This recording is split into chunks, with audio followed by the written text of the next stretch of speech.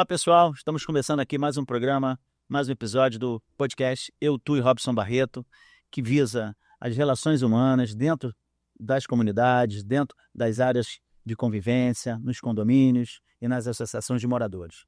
Estou contando com a presença aqui do Aloysio Meirelles, que é um síndico profissional, um cara que eu tenho um reconhecimento de competência enorme, e também com cantor, ator, compositor, músico e agora escritor.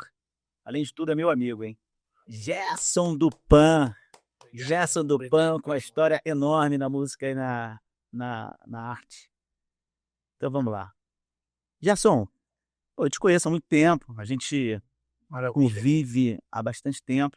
Eu sei um pouco da tua história, não sei toda. Eu queria, cara, que você me contasse, porque eu já vi que a tua vida ela tem várias camadas, né? Sim, Você começa numa área, sim. migra para uma outra, e agora você cada vez mais vai acumulando funções. Como é que começou tudo isso, cara? Obrigado pela oportunidade de estar com você aqui. Muita gratidão por você me oferecer esse convite.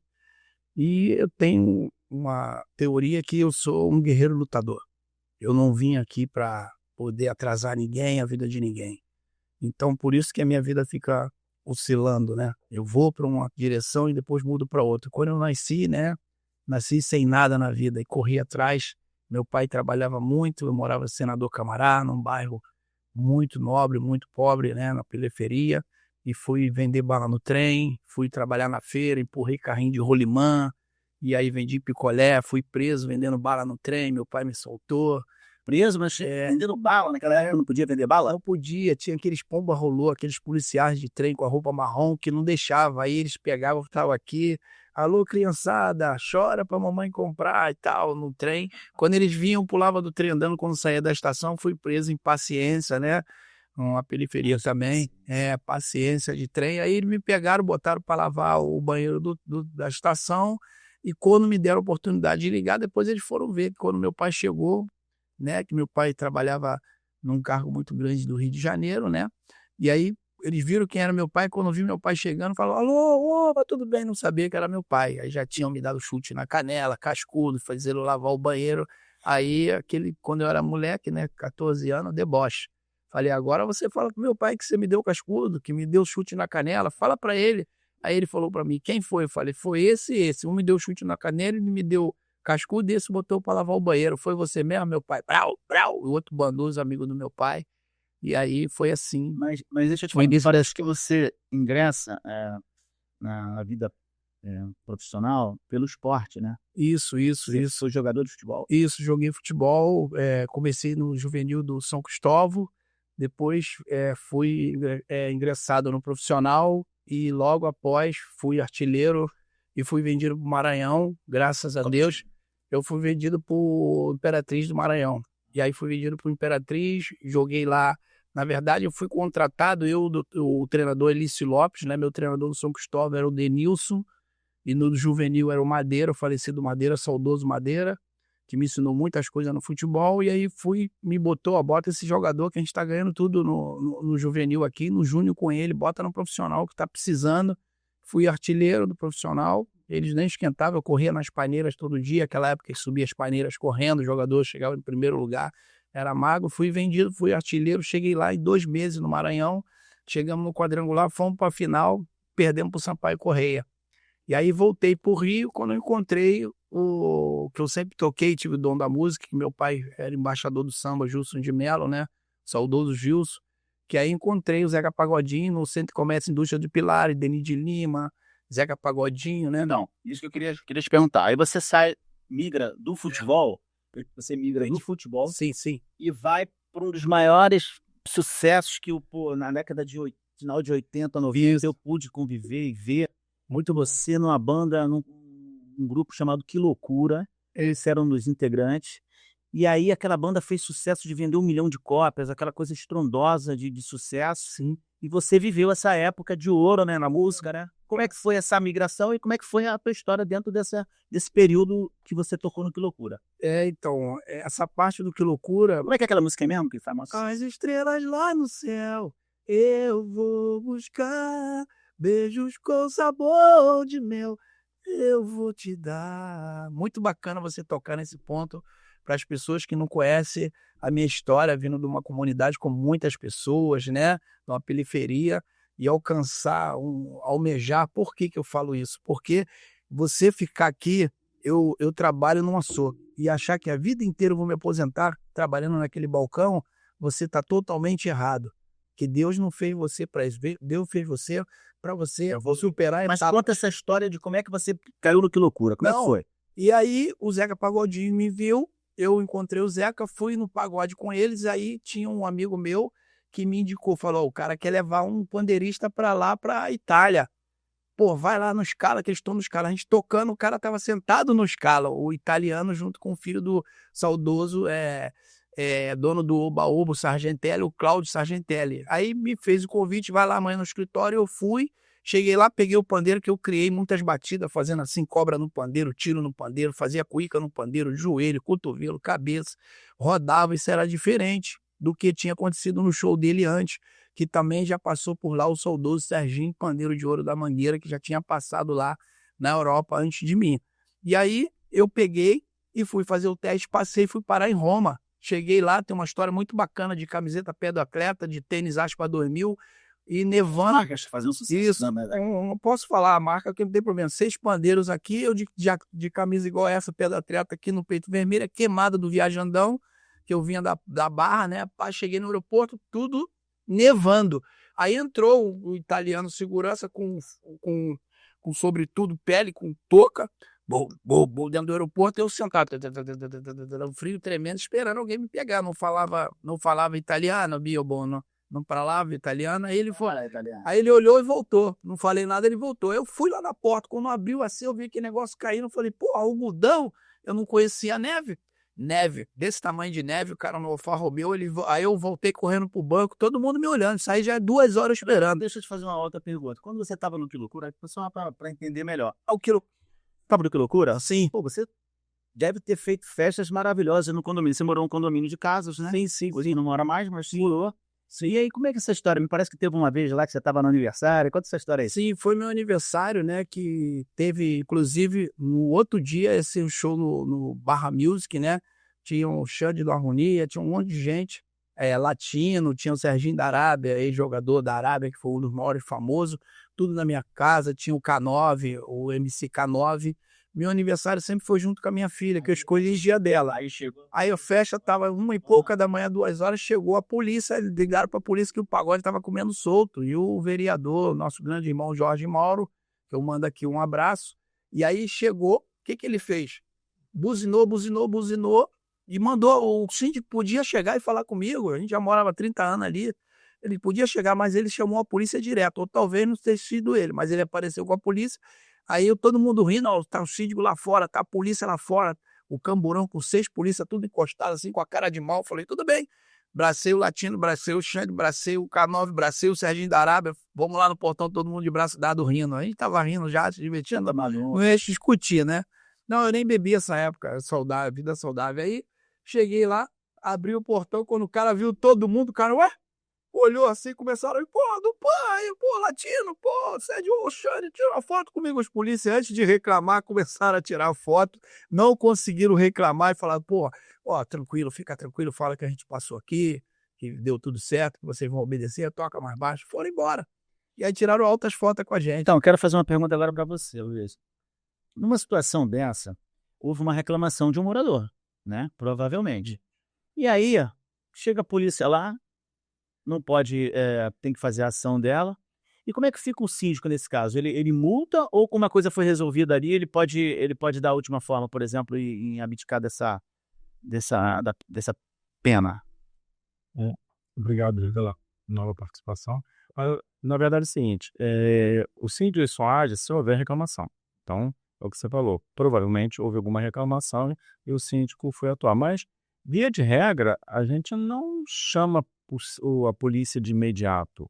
Eu acho que aí é um exagero. Ele pode entrar em contato via telefone, a portaria, com o morador responsável e avisar que está tendo reclamações, pode baixar o som, não é acabar com a festa, é reduzir o volume do som.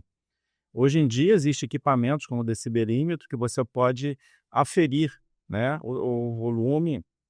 Normalmente à noite, pela legislação, é 50 decibéis, né. Se tiver dentro de 50 decibéis, Esse aparelho ele não mede por proximidade também? É. Eu posso estar aqui medindo uma ele coisa.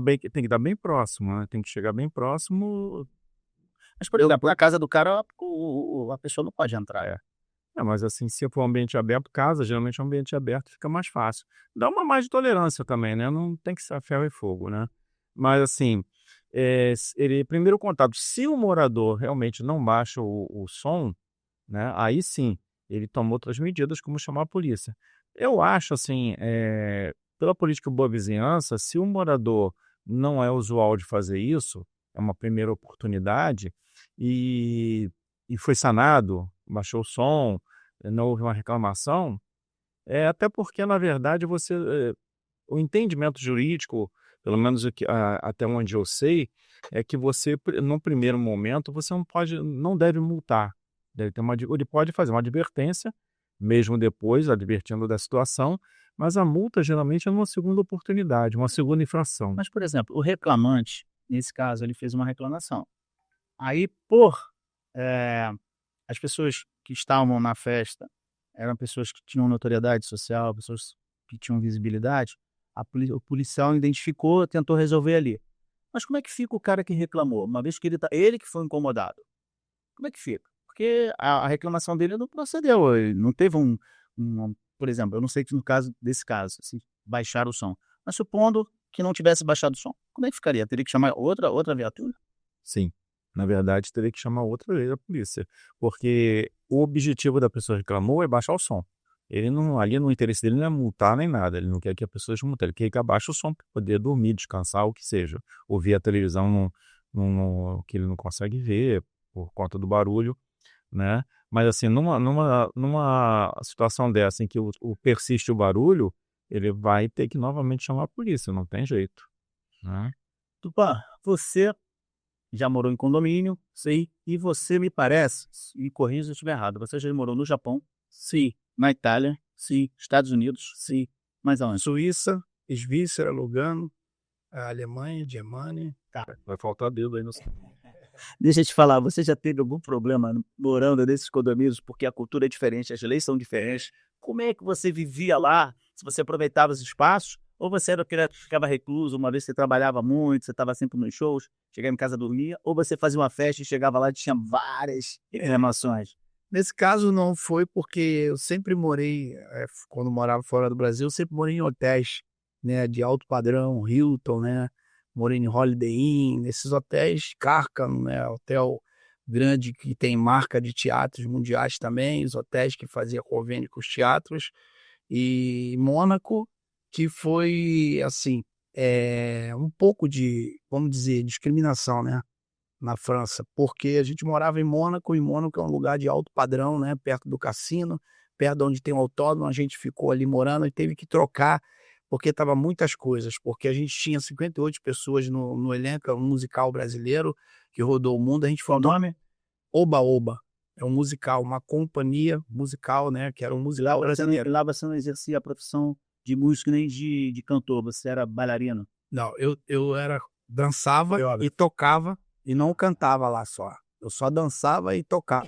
Tinha meus 6 minutos dentro do show, de 2 horas e meia. Eu tinha Lá em Mônaco? Lá em Mônaco, no mundo inteiro que eu viajei, eu tive sempre 1 minuto para mim fazer os meus coisa com pandeiro, que ele gostava muito. Eu vinha sozinho no meio do teatro, de mezanines, o Olympiade de Paris, que eu trabalhei. E aí, nessa época, quem levou a gente para a França foi o príncipe de Mônaco. E ele tem sua sede ali em cima do cassino, que cabe ali umas 8.000 pessoas, redondo, que o palco vai girando. Você fazia show num palco giratório redondo, né? O queijo.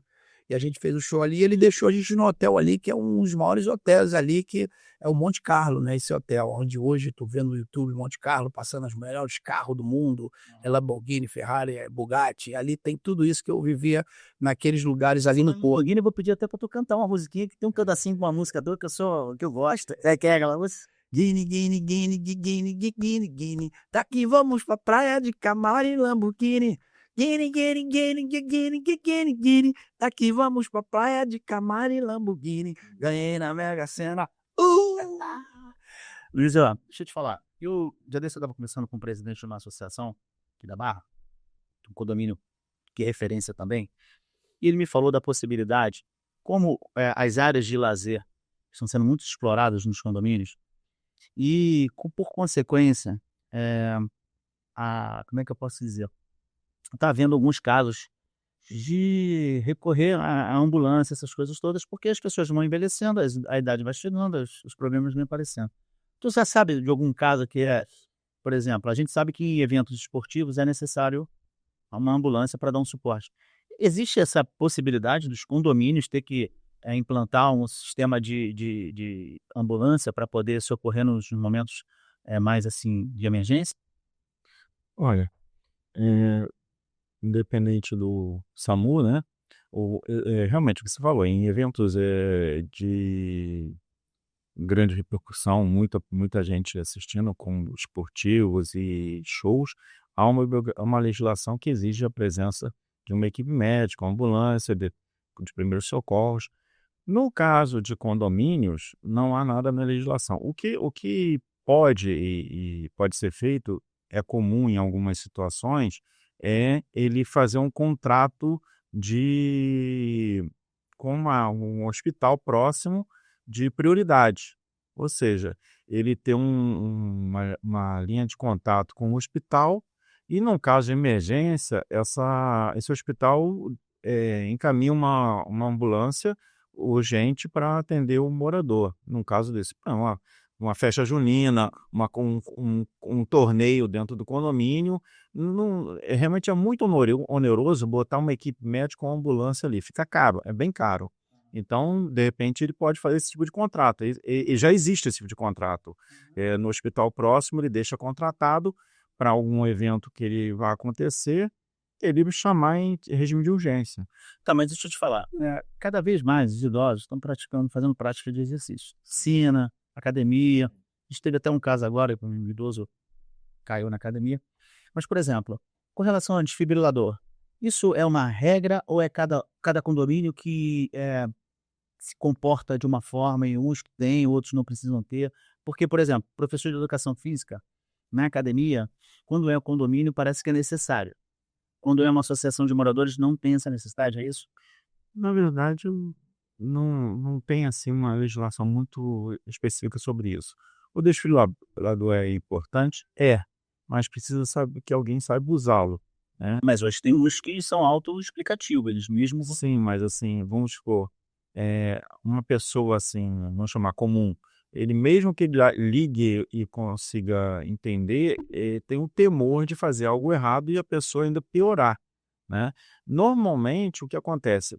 Em condomínios hoje que tem esses espaços, assim, como academias e tudo mais, a legislação já prevê ter um coordenador, um professor de educação física para acompanhar, corrigir algum exercício feito errado, né? Fazer uma série, de repente a pessoa nunca usou academia, ele vai fazer a série e adaptar uma primeira série para ele, depois com o tempo melhora. Então, esses professores, eles obrigatoriamente têm um curso em que eles sabem manusear o desfibrilador. Mas é obrigatório colocar um professor de educação física em academia, seja ela em associação de moradores, porque a legislação é diferente, ou num condomínio que tem academia, é obrigatório? Segundo o CREF, sim. A instituição que regulamenta isso, que é o CREF, ela obrigatoriamente exige e fiscaliza. No caso de denúncia, ela vai lá, fiscaliza e até multa, se não tiver. Entendi. Mas, Dupla, continua aí. Aí você sai do futebol, entra no Que Loucura, vamos falar exatamente desse caso que foi estrondoso, o sucesso. Eu acredito que você não conseguia nem andar na rua, porque, cara, era aquela época do pagode dos anos 90, né? Pô, várias frentes saíram ali e, pô, foi uma forma da cultura brasileira aparecer, porque tem umas diferenças do samba de enredo, do samba de roda, e surgiu o pagode, e aí depois houveram outras bandas também. Mas conta como é que surgiu o Que Loucura na tua vida, e como é que foi esse boom que vocês passaram por essa década, mais ou menos? O que acontece? Dando uma viajada. Depois do futebol, fui parar na Europa, Estados Unidos, Japão, Inglaterra, tudo isso. Depois dessas minhas viagens, que eu saí de Hollywood para cá, eu voltei, já estava no final da minha turnê de 16 anos fora do Brasil. E aí sim que eu aluguei um clube chamado Biruta na Barra, fiz evento e contratava o Sorriso Maroto, contratava o Revelação, contratava outros grupos ali que tocavam no Biruta ali pra gente, né, Swing Simpatia e tal, e muita gente fazia passadinha. Eu tinha uma promoção que jogava os jogadores ali, lotou aquilo, estourou na Barra, o primeiro pagode da beira da praia. Daí o Delcio Luiz era do Raça, ele estava saindo, ele foi me visitar para me fazer um convite sem eu saber, uma surpresa. Ele, pô, Delcio Luiz, andava com o microfone aqui no bolso, falar a presença do maior compositor do Brasil, Delcio Luiz, maior grupo de pagode, eu quero falar contigo. Ele, vou lá cantar, Delcio foi cantar e chegou para mim na saída, vem cá, olha, estou montando um grupo, o presidente pediu para mim ser carreira solo, mas eu não quero, eu já chamei o Prateado, o Wilson Rodrigues Prateado, grande maestro, que eu mando um grande abraço, o Luiz Cláudio Picolé, que é um grande compositor, que tocava na Tia Doca Banjo, e o Bigode, que é um aluno meu de percussão, que tocava percussão no Raça com o Delcio, que ele aprendeu a tocar comigo, que eu dei tanto de presente e tal, o primeiro instrumento, estava no Raça com o Delcio, muito bacana, e indicou para o Delcio, falou, do Pan chegou da viagem, cheio de roupa, cheio de tudo, chama o do Pan, que ele é coreógrafo, ele tem um visual cabelão do Pan, é muito fera, toca muito pandeiro, e aí o Delcio foi e veio me convidar, eu falei, pô, amanhã, aí arrumei um lugar, eu falei, vamos fazer uma dança, vamos fazer um negócio diferente, a gente nem imaginava que eu escolhi esse nome passando na Barra, no Visas América, no restaurante ali, e era Que Loucura, né? Surgiu dali que eu passei ali, que não era... Beco do Alemão? Beco do Alemão, que aquilo ali era fantasia, e falei com o dono, inclusive ele até patrocinava, a gente foi no Jô Soares, fomos na Hebe Camargo, Fantástico, todos os programas de televisão, Xuxa, Beira do Gugu, Silvio Santos, todos esses banquinhos do Raul Gil, e falava sempre do Que Loucura, e divulgava lá que a gente tinha uma parada. O que acontece?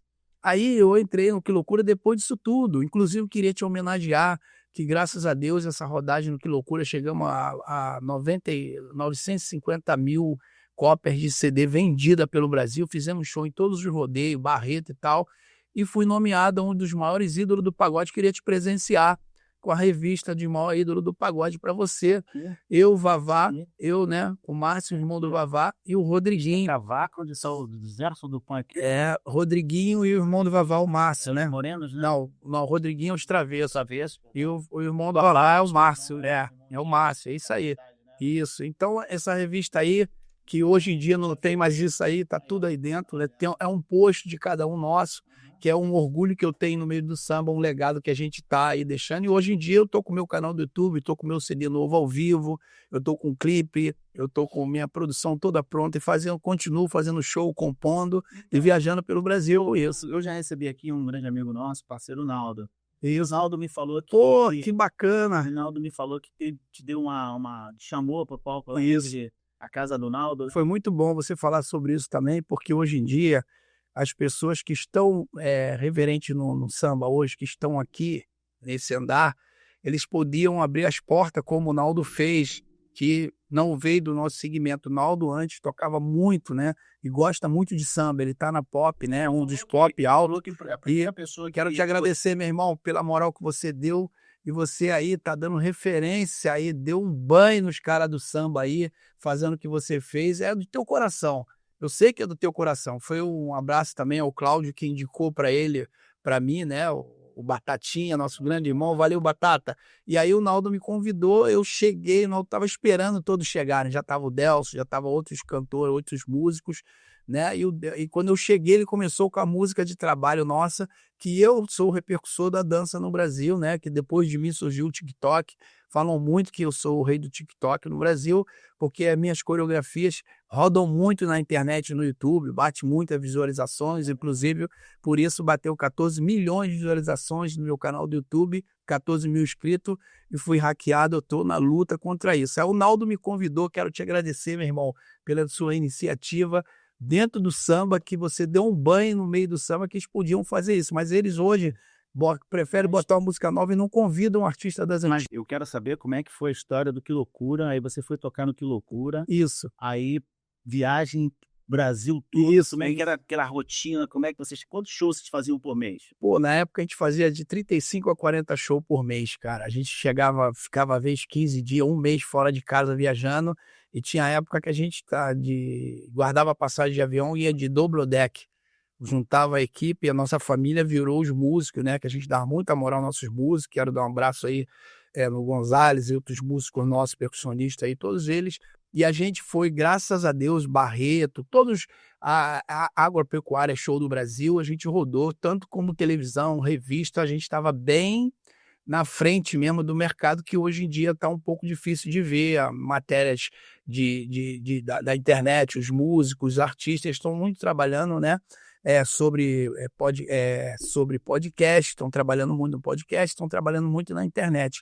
Mas nosso ano de 90, a gente está muito nos jornais, muito nos programas de televisão, então tem uma visibilidade e uma classe muito diferente dos anos 90. Tanto que a música chegou até hoje. 35, 40 shows por mês a gente fazia todo dia. Como é que foi? Por que depois desse sucesso, a banda se desfez? Como é que foi essa história? É como qualquer casal, qualquer família, qualquer empresa, né? Tem administração. Então, numa parte, em algum canto, em algum momento, nós se perdemos. Com tantos shows todos os dias, teve umas... Se fosse hoje, por exemplo, se você fosse hoje com o profissionalismo que está tendo dentro da música, com uma super produção, você vê esses showways, você vê show, cara, que parece coisa de americana, assim, um nível muito alto, né, irmão? Dos shows que a gente consegue produzir aqui. Eu fui um show agora recentemente, pô, maravilhoso, as luzes, pô, a organização. Se eu acho que fosse hoje, você teria uma vida maior, o tempo maior, a vida útil da banda seria maior? Seria, porque nós somos referência para muitos grupos de pagode. Até os que estão fazendo sucesso hoje pegaram a nossa referência, já chegaram assim, a gente vê na beira do palco eles que estão hoje despontando aí, mas na nossa época não existia o Las Vegas. Eu falo Las Vegas porque é muito brilho, muito show. Os caras preferem hoje gastar 3 milhões num palco, numa produção, e 800 mil para montar uma banda, né? Do que levar um grupo de 90, mas na hora do show eles cantam todas as músicas de 90. É o que está sustentando todo mundo hoje, ainda continua, dos grandes poetas. Quero mandar um abraço, grandes compositores, que hoje, por causa dele, os grupos estão aí aparecendo, um grupo novo, e estão despontando no meio do samba. Luiz, cara, sabe o que eu tenho percebido? Que as companhias de água, elas têm feito assim, eu não sei, que depois que mudou a metodologia, a SEDAI foi privatizada, assim, eles têm contas de água que passa de 40 mil reais, cara. Como é que tá essa história? Como é que criou? Onde a gente chegou? Porque, pô, tem gente que tá optando em ter caminhão-pipa porque não tá aguentando pagar água. Tem gente aí, o caminhão-pipa precisa ter autorização da própria companhia de abastecimento. Se você comprar um caminhão, parece que não for tiver cadastrado, você corre o risco de ser multado também. Cara, como é que surgiu isso tudo, essa metodologia de cobrança? Bom, quando houve o leilão da SEDAI, né, as empresas participaram desse leilão, Águas do Rio, Iguá, né, e cada um ficou uma parte do que a SEDAI abastecia. Só que, acho que um ano depois, mais ou menos, o STJ veio com uma decisão que prejudicou muitos condomínios, né? Por quê? Porque eles passaram a ter um entendimento equivocado, na minha opinião, sobre a leitura das contas de água. Vou dar um exemplo. Um condomínio, já que aqui na Barra, que fica mais fácil o pessoal da Barra entender. Um condomínio comercial, tem 18 salas e 8 lojas.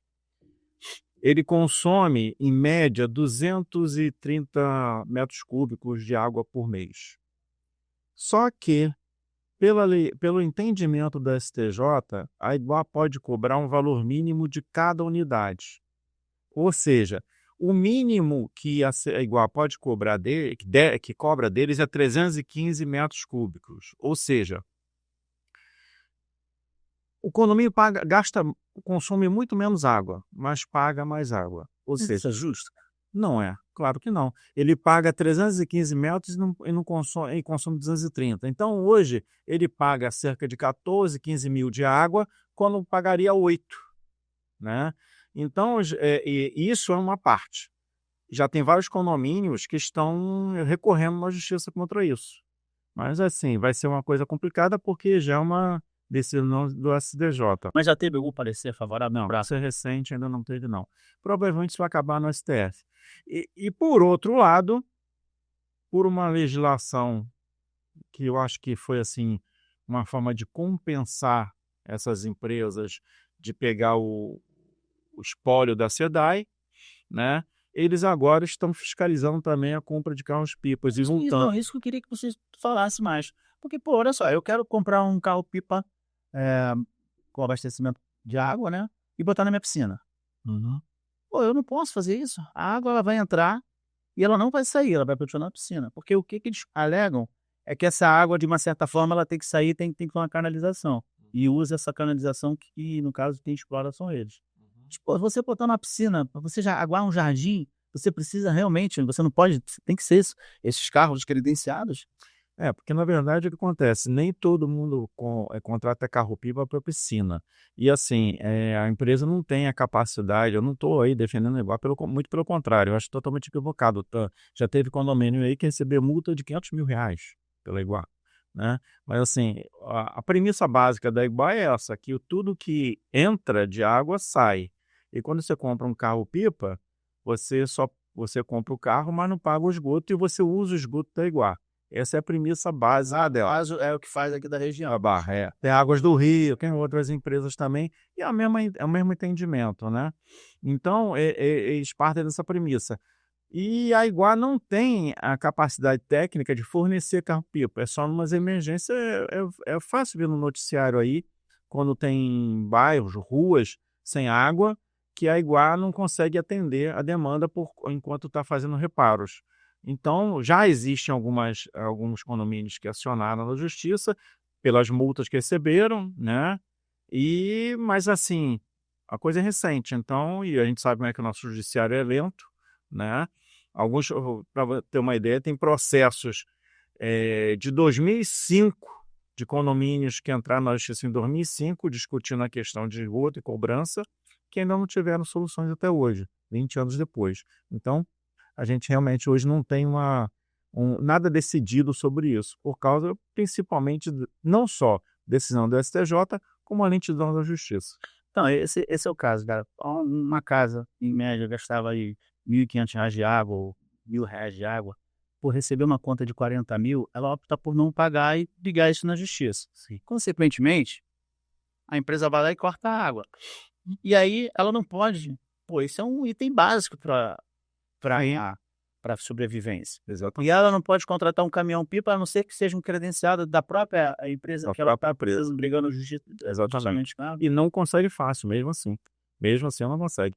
Por isso que eu falei, hoje em dia, o recurso único que você tem é na justiça, não tem jeito, infelizmente. E isso só vai realmente normatizar um pouco quando sair as primeiras decisões. Até lá, a gente vai ter essa guerra aí. Não teve nenhuma decisão. Ainda não.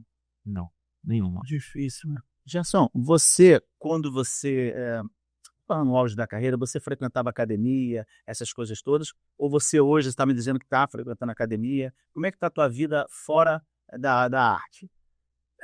Eu tô mantendo, né? Por conta da correria de viagem, de podcast, de show, de teatro, né? Fazendo curso de teatro, fortalecendo a minha carreira, eu tenho que caminhar, né? Provavelmente eu tenho que fazer algum exercício. Então, eu tenho academia que eu estou malhando aqui na Iron X, né? Aqui na Gabinal, muito boa academia, uma das maiores do Brasil. Tem a do Neymar que inaugurou agora e a segunda são a nossa, era a primeira. Então ali eu vou fazendo todo o meu teste físico ali para manter resistência, eu não malho pesado. E a alimentação é muito importante. Você de manhã tomar um suquinho lá, teu de babosa, né? Bota babosa toda noite. E de Lápis, toda noite você bota dentro da água. babosa? Descasca o babosa, tem aquela glória. Não, vou explicar agora rápido aqui para vocês. Corta o babosa, tem aquela gosma. Você bota dentro da água boiando e de 3 em 3 horas até de manhã. É bom para matar qualquer tipo de bactérias, né? E anticancerismo também, para vocês que têm esses problemas. Pode tomar todo dia durante 15 dias. limpa tudo e não pode ter aquela gosma nem a casca verde. Lavou de manhã, até de manhã, 3 horas, vai lavando. De manhã já saiu a gosma, você logo leva no liquidificador. Aquilo não pode beber, tem que lavar, esfregar toda noite, trocar água durante a madrugada. De manhã, em jejum, você bate no liquidificador e toma, te dá uma vida saudável, como suco de beterraba, cenoura, gengibre e limão. Também todos os dias, que limpa as artérias e limpa todo o sangue, que te dá uma pele bonita, te dá um visual. Então eu vivo mantendo a minha carreira dessa forma hoje, graças a Deus, né? Você tem problema de dormir? Porque Não. o músico geralmente ele trabalha muito à noite e fica de dia dormindo, né, cara? Ele fica... Tu tem esse problema? Tu tem esse... Eu tive muito esse problema, mas a pessoa que tiver, foi muito bom você tocar nesse assunto, a pessoa que tiver tendo esse problema de insônia de madrugada, ele está sofrendo um ataque espiritual, que isso acontece, as pessoas não acreditam, mas você tem que fazer oração, bota um Salmo 91 e para tirar as dores do corpo, você toma esse suco de beterraba com cenoura, gengibre e limão, para você fazer toda noite, antes de dormir. A última coisa da noite, você toma esse suco, você vai tirar a dor do corpo, vai dormir tranquilo e reza um Salmo 91 quando tiver esses ataques espirituais, você virando para lá, virando para cá, e de manhã em jejum, aquele suquinho teu de babosa, que é a melhor coisa que tem na vida. Então, estou me mantendo assim. Me parece que você trabalhou também agora mais séries, no seriado, né? Muito bom, Arcanjo Nenegar. Sim, Como é que foi essa história? Quem te escondidou? Como é que foi? Então, eu quero agradecer também desde já o Instituto Cultural Pena Máxima, que o presidente vem ser o Gilson, um grande ator, né? Gilson da Maia, que me convidou para fazer o curso lá. Eu tenho 6 anos fazendo o curso de teatro. Já dali eu consegui fazer o primeiro filme, primeiro filme do Afro Reggae que eu fiz. O filme que eu fiz não foi no Rafael, o filme foi na Prime Video, Contravenção com o policial civil Freitas. Obrigado aí a rapaziada do Tamanduá que me convidou. Fiz também um filme chamado Veja Essa Canção, com o saudoso Cacá Dieg. Um grande abraço para a família do Cacá Dieg. Ganhamos o Festival de Cannes e fui premiado, o primeiro prêmio como filme, como ator. Depois eu vim fazer o Arcanjo Renegado também, com a policial? No Arcanjo Renegado eu estava fazendo policial. A minha cena era que eu entrei numa comunidade e dei um tiro num famoso, um traficante, e o meu parceiro de polícia estava me filmando, e aí fui para a corregedoria, passei 30 anos de cadeia. Quando eu saí, eu descobri que ele tinha me filmado, fui lá e eliminei o CPF dele por conta disso, no primeiro episódio. Isso é no Arcanjo Renegado. Aí depois fui fazer agora uma história muito grande, como se formou as facções antigamente, né, criminosa do Brasil. Eu fiz o jogo que mudou a história também pela Globopay, pelo Afro Reg, que eu mando um grande abraço, agradeço ao Instituto Cultural, e fiz pela Tamanduá, a Prime Video, né, o filme Contravenção, e no Beco Criminal, estou no canal do YouTube como um dos maiores repórteres do Brasil, que é o Tino Júnior, que eu mando um grande abraço, Tino Júnior. Eu tô interpretando ele no filme chamado Beco Criminal. Mas interpretando ele pela carreira dele? Pela carreira dele. Eu faço o papel dele no filme, só que o meu nome lá no filme é Tiro Júnior. Tiro Júnior nesse filme. Você pode olhar aí no YouTube que eu tô lá 7 minutos para mim no final, que a polícia vai fazer uma batida dentro de uma comunidade, que é o Complexo do Lins, né? E aí a garota saindo para treinar jiu-jitsu, de vez de acertar no bandido, acertou numa criança. E aí eu venho cobrar o governo, os prefeitos, deputados, delegados, a polícia do Rio de Janeiro tem que dar uma posição para a comunidade, não vai ficar impune, né? Que os chefes da associação de moradores estão cobrando e a gente fica apertando o governador. Onde está o governador essa hora? Onde está o prefeito? Onde estão os vereadores, deputados, senadores que não vejam isso? Temos que dar a resposta à comunidade.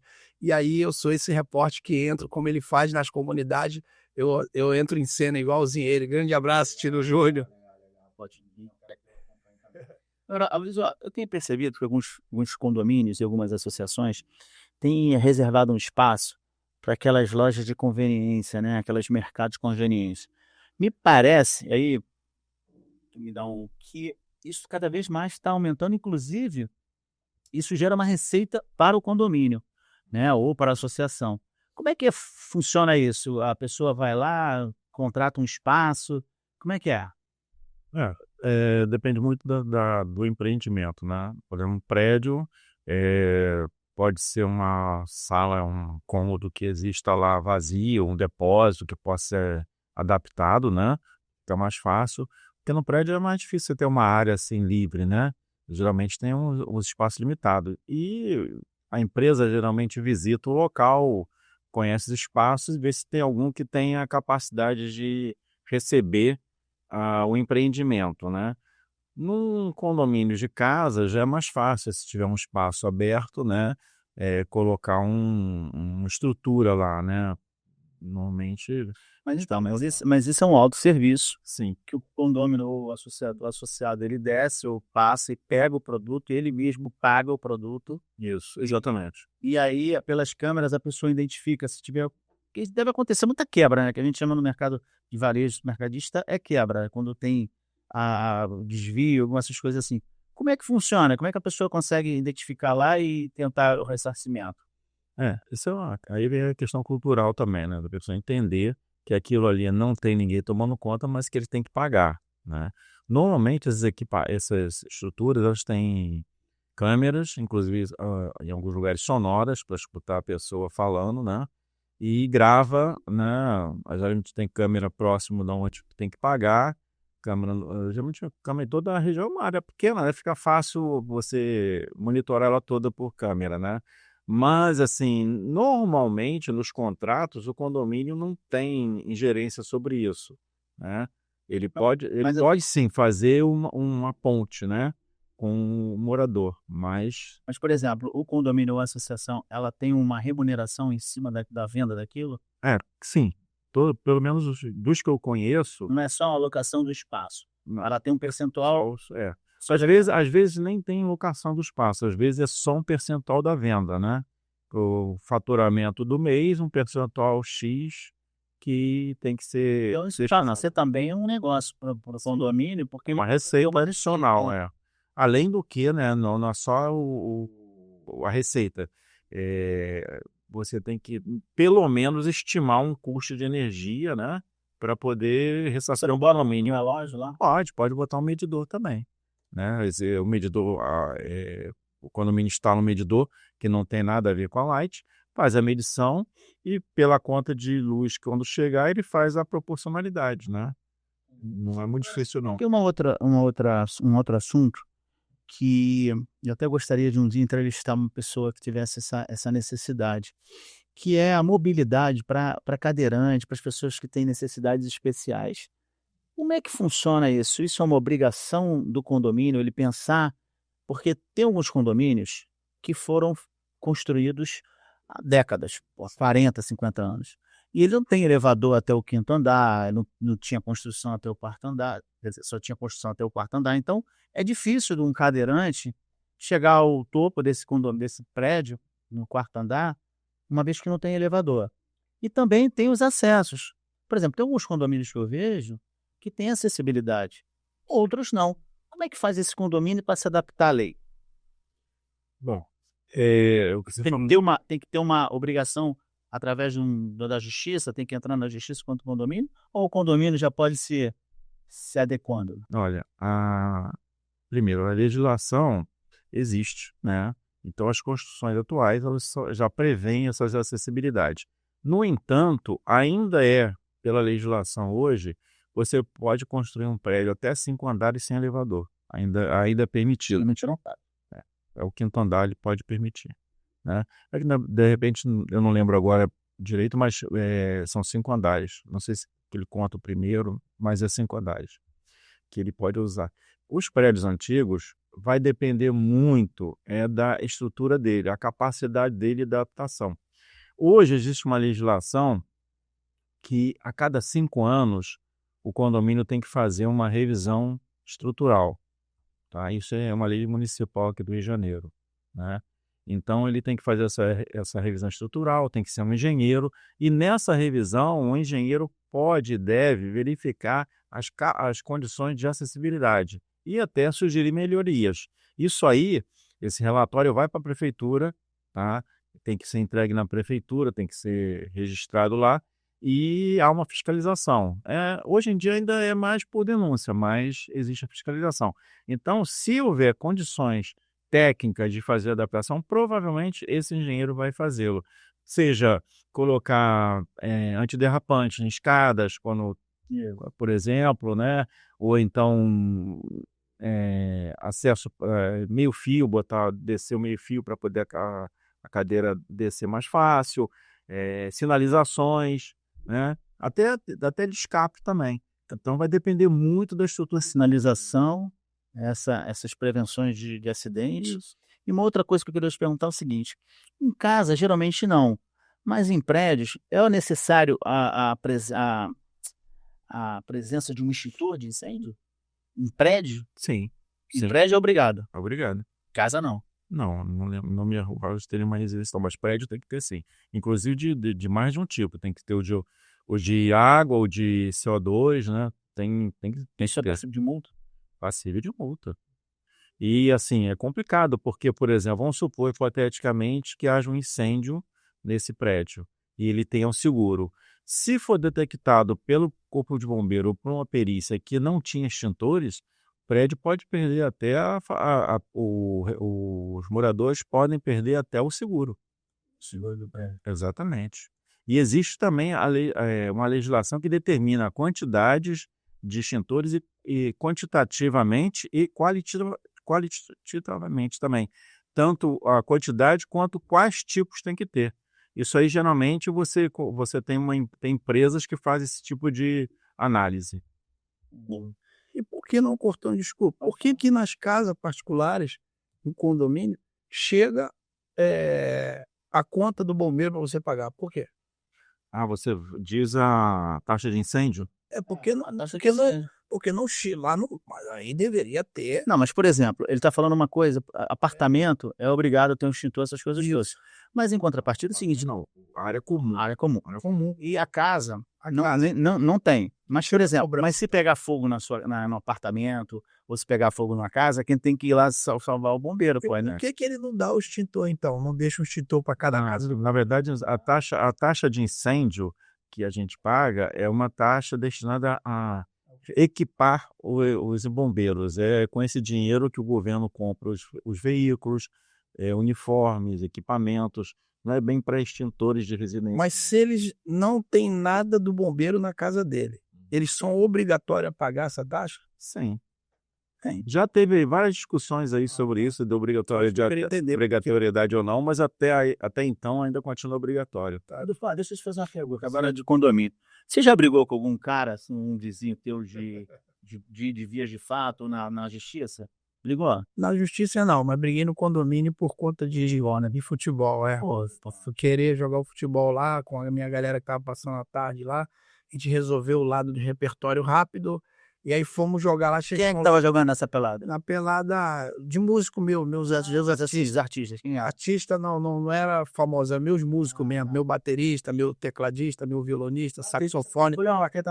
Aí chegamos lá, tinha umas pessoas jogando futebol dentro do condomínio que não era morador, era amigo de um morador. Mas tinha algum morador presente? Não tinha presente, esse que eu falo. E não tinha nenhum do síndico em pé que trabalha, não precisa ser o síndico, tem que ter um funcionário, o monitor ficar olhando para resolver. Não tinha ninguém, ficou aquele disse-me disse, e a gente entrou. Então vou entrar, você não mora aqui, o que você está fazendo aqui? Eu vou entrar aqui, deu discussão, e a gente tinha que viajar às 6 horas da tarde, que quando eles iam para minha casa, o ônibus chegava na porta do condomínio para entrar dali o ponto de encontro. Então eles iam para minha casa, a gente fazia um lanche, fazia algum acerto no repertório, vamos jogar uma pelada que falta 2 horas ainda.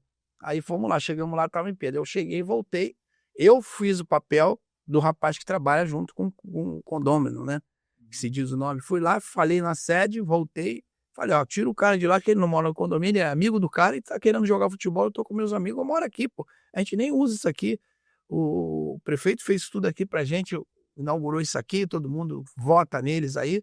E a gente precisa usufruir disso aqui, que nós somos morador. Por que não é um morador que tá usando? Sim. Aí deu uma discussão, aí eu falei pros caras, eu vou jogar só uma partida com eles que a gente vai viajar, meu irmão. Aí disse, aí é o do PAN, não sei o que, aí já era tarde, já tinha uma discussão, eles sentaram dentro, não quis sair de dentro da quadra, sentaram, não chegamos a Wi-Fi não, porque, por lei, né, a gente que trabalha com treino jiu-jitsu, com boxe, a gente não pode brigar na rua. Então, como eu cheguei até a faixa marrom e lutei 3, 4 anos de boxe, aí eu prefiro pedir desculpa a eles todos e falar assim, tá tudo bem. Esse canal, vou pedir desculpas, as desculpas vão ser aceitas, o mundo vai viver em paz. Pô, eu faço sempre isso, nunca chego lá na discussão. Então, meu querido, eu quero te agradecer a oportunidade que você está dando, abrindo as portas para a gente. Vou te agradecer. E agradecendo para todos os condôminos da Barra de Jogo que você faz, acabando de outra mais. Mas eu quero te agradecer. Eu tenho uma passagem com você que a gente foi para o Uruguai. Isso, muito de bom. Olhos, né? Tem um jogo do Flamengo, uma final da Libertadores. E a gente, eu consegui reunir 26 amigos, só homens. E a gente fez uma viagem de adolescente, assim, né, Dupan? Isso. Cara, assim, todo lugar que o Dupan passava, poxa, eu estava na fronteira lá, não me lembro nem a cidade lá do Brasil para o Uruguai, que a gente ficou na fronteira para imigrar, né? Isso. Cara, e tinham vários ônibus de torcida, né? Pô, não tinha um que não vinha falar com o Dupan é conhecido pra caramba, é um cara bem Olha, conhecido. além disso tudo, hoje eu fiquei muito feliz aqui com você. Por quê? Você não fez igual os outros 10 podcasts que eu faço por aí. Tá vendo isso aqui? Quero mostrar para todos vocês. Por que eu trouxe isso aqui? São muitas revistas mundiais, Las Vegas, Europa, Estados Unidos. Mostra uma aí, Dupan, mostra uma aí. Que ele não duvidou, porque tem muitas pessoas que me entrevistam e duvidam. Então, aqui, ó, eu trouxe tudo. Se ele falasse alguma coisa, eu mostrava. Las Vegas, tem Las Vegas. Hollywood, tem Hollywood. Conheceu por Tem uma foto aí, ó. Tem uma foto tudo aqui, olha só. Esse aqui quem é? Você que... Isso aí é o Carl Lewis, corredor do Carl Lewis, seu Carl Lewis. Aí tem uma foto tua aqui. Isso aqui é a revista do Carnaval. Essa daqui quem é? Isso daí é Brooke Shields, da Lagoa Azul. Ah, tá mostrando pra isso. Isso aí é Brooke Shields. Lá que o Dupan é mentiroso. Assim, que a gente já falou, teve um podcast aqui que a gente falou sobre mentira. Isso. Mas não foi com o Naldo, não. Viu? Outro podcast. Aqui, ó. Dupan com a Brooke Shields. Aqui o tal Dupan. Com quem, Dupan? Isso aqui foi o Oscar do Brasil da música, né? Que nós recebemos no Fantástico, né? E recebemos. Isso aqui é o Carl Lewis, o Jerry Lewis, aquele comediante mundial que eu participei do programa do Jerry Lewis, conheci, tive a honra.